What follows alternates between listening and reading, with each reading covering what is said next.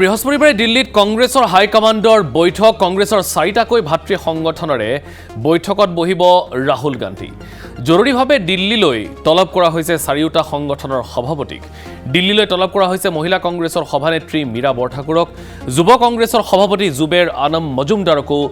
তাৎক্ষণিকভাৱে তলব কৰা হৈছে এনএছইউৰ ৰাজ্যিক সভাপতি কৃষাণু বৰুৱাক তলব কৰা হৈছে দিল্লীলৈ আৰু লগতে এপিচিচিৰ সেৱা দলৰ সভাপতি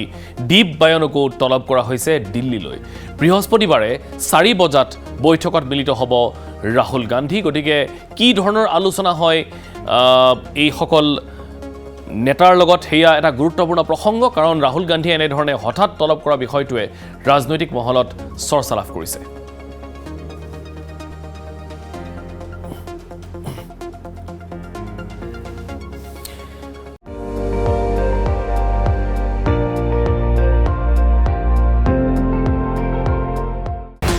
আপুনি চাই আছে ND24 সৰ্বশ্ৰেষ্ঠ নহয় সৰ্বোত্তমৰ দৌৰত